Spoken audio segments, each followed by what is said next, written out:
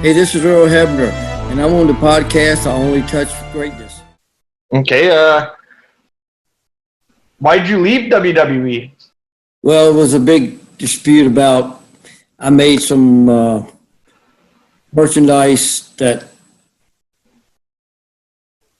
they said I was making shirts and selling them, but the shirts that I bought I had a company in St. Louis, and we were buying them from the same people that Vince was buying them from. And they claimed I was doing whatever it was, which is a joke today, back then too. But, it was. You can say next question. Huh? You can say next question.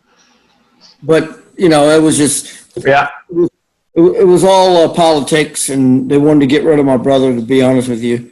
Oh, okay. Johnny couldn't get along, but other than that, I was a gopher. And then that's how it ended up. A couple weeks later after that, you made your debut in TNA wrestling. It was a Christian versus Jeff Jarrett, I believe. I guess. Yeah, I hope so. I wrote down. I've done so many matches, I can't remember everything I've done. Yeah, that's for sure. I got the lowdown. I'll give it to you. What was it like making your debut in TNA, the competitor against WWE that no longer needed you to work there? Well, TNA was more laid back and more relaxing for me, and probably everybody that works there, really. So it was good. It was, you could just go in and do what you got to do and do your job, and nobody giving you a hard time or knocking you or whatever. And, it was just relaxing. Okay. And that's the kind of work atmosphere you need to have. Right. That's like AEW. Yeah, exactly. We'll get to those ones. The AEW questions are coming up here shortly. One time you pushed the ladder over with Christian and Sting on it and helped Jarrett win. Being in the ring with Christian and Sting, are they nice people outside of the ring? Like, they seem like they're good people in the ring. Great people. Great people. Those two in and out. Okay. Both of them. And Christian, of course, a good Canadian guy like me, so. Oh, forget it. Yeah. Why did TNA take the Octagon away?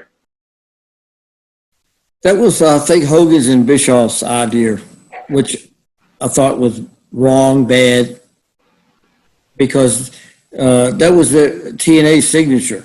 Nobody had that ring, and people really came. Actually, they came to see the show, but actually they came to see the ring. Yeah, that's for sure. That's why when TNA first came on the scene, I was all about it because of that Octagon ring. Right. I mean, other than the cage around, it was like UFC.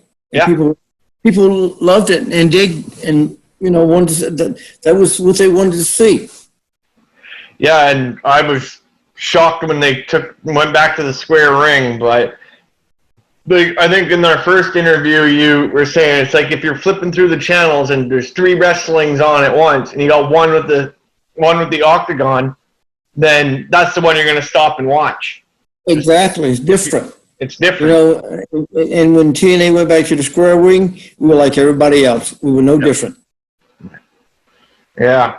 Oh, and then TNA also had the X division. You remember that with the ropes across the top? Right. Pretty good invention. I don't know if they still do that. I stopped watching TNA because I'm an AEW guy now. But I really loved it. It was pretty cool. You used to see AJ Styles climbing across the ropes and like.